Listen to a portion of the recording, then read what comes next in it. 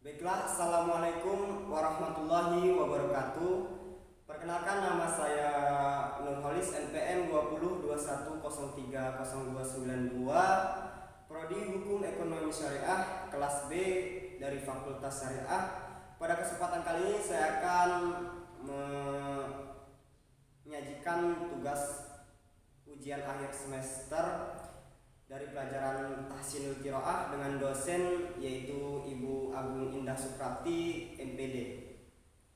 Baiklah, pertama yang akan saya jelaskan yaitu mengenai surat Al-Qari'ah dan hukum bacaan yang terdapat di dalam surat Al-Qari'ah. Jadi langsung saja akan saya bacakan surat Al-Qari'ah dari ayat pertama sampai ayat terakhir. A'udzubillahi minasyaitonirrajim. Bismillahirrahmanirrahim. Al-Qari'ah, mal qari'ah, wa ma adraka mal qari'ah. Yauma yakunun nasu kal farasil mabsus wa takunul jibalu kal ihnil manfus. Fa amma ma saqulat mawazinu fa huwa fi 'ishatir radiyah. Wa amma man khaffat mawazinu fa ummuhu hawiyah wa ma adraka ma hiyah narun hamiyah. Itulah tadi bunyi surat dari Al-Qari'ah. Baiklah, akan kita evaluasi hukum bacaan yang terdapat di dalam surat Al-Qari'ah. Pada ayat pertama, Al-Qari'ah merupakan hukum bacaan alif lam dan huruf sesudahnya yaitu qaf merupakan huruf qamariyah. Jadi al-qari'ah, alif lam bertemu dengan huruf qaf, maka disitu dikatakan hukum bacaan alif lam qamariyah. Yang ayat kedua mal qari'ah itu juga sama. Yang membedakan antara ayat 1 dan kedua, jika ayat 1 itu alif lamnya berada di awal kalimat dan pada ayat kedua alif lamnya berada di tengah kalimat. Yang ayat ketiga wa ma adraka mal qari'ah, di situ terdapat hukum bacaan qalqalah, di mana adro harus dibaca dengan tegas. Dal merupakan huruf qalqalah. Huruf qalqalah dibagi menjadi 5, yaitu ba, jim, dal, to, qaf. Yang kemudian ayat yang berikutnya yauma yakunun nasu kal farasil mabsus wa takunul jibalu kal ihnil manfus. Pada kalimat terakhir manfus, di situ terdapat hukum bacaan ikhfa, di mana nun mati bertemu dengan huruf salah satunya yaitu fa. Yang selanjutnya yaitu fa amma ma sakulat. Di situ juga terdapat hukum bacaan ifa yaitu ma sakulat. Di situ terdapat bacaan ifa, nun mati bertemu dengan huruf sa. Yang kemudian fa huwa fi 'ishatir radiyah. Di sana terdapat hukum bacaan idgham bila guna. Tirwadiyah, tanwin kasrah bertemu dengan huruf ro, di mana idgham bila guna mempunyai 2 huruf yaitu lam dan ro. Kemudian pada ayat berikutnya yaitu wa amma man khaffat. Wa amma man khaffat, di sana terdapat hukum bacaan idhar. Man nun mati bertemu dengan huruf kha, man khaffat. Di situ terdapat hukum bacaan idhar. Narun hamiyah, di situ juga terdapat hukum bacaan idhar, di mana tanwin domah bertemu dengan huruf ha. Baiklah, yang berikutnya yang akan saya bahas yaitu tentang macam-macam waqaf. Waqaf memiliki beberapa macam bentuknya. Yang pertama yaitu waqaf lazim.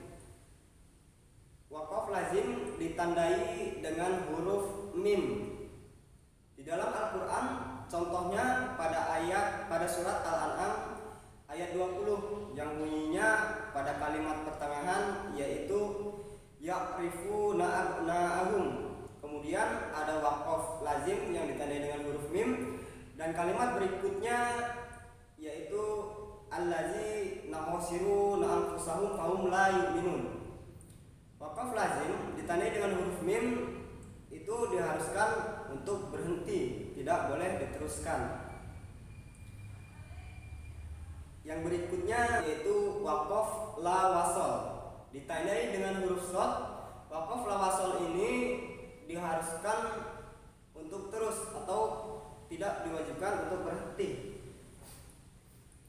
Contoh bacaan di dalam Al-Qur'an pada surat An-Nahl ayat 32, di sana terdapat potongan ayat pertengahan yang bunyinya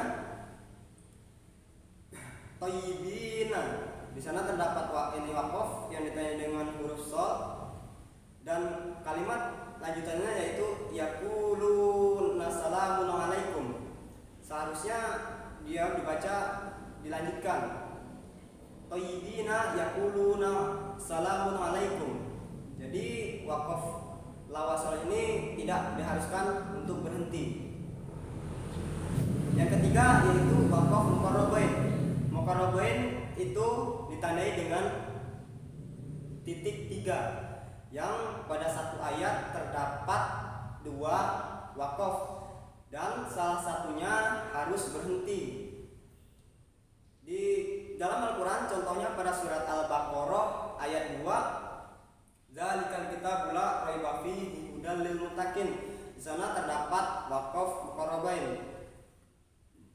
Jadi di salah satunya harus berhenti. Yang kemudian yang berikutnya yaitu waqaf jaiz. Waqaf jaiz ini ditandai dengan huruf jim. Yang kemudian ada juga waqaf waslu ula. Waqaf waslu ula ini ditandai dengan huruf shad dan lam.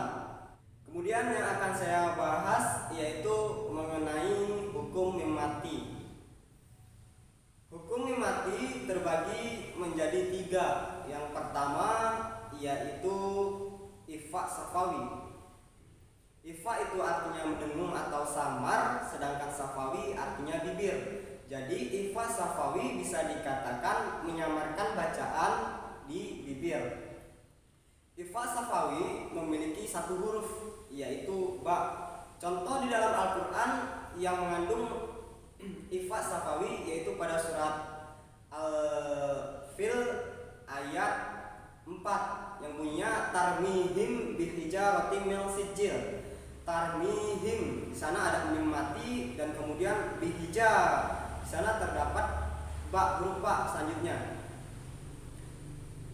Yang kemudian yaitu idgham mimi. Idgham mimi terdapat 1 huruf yaitu mim.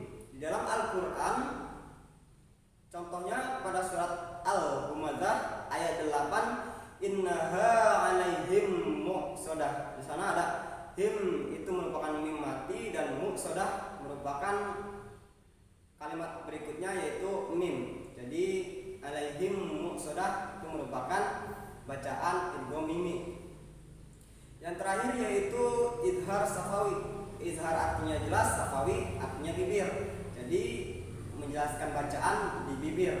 Contoh bacaan adapun huruf izhar safawi yaitu selain mim dan ba. Adapun contoh dalam Al-Quran salah satunya terletak pada surat Al-Ikhlas ayat 3. Kalau tidak salah ayat 3 yang bunyinya lam yalid wa lam yulad.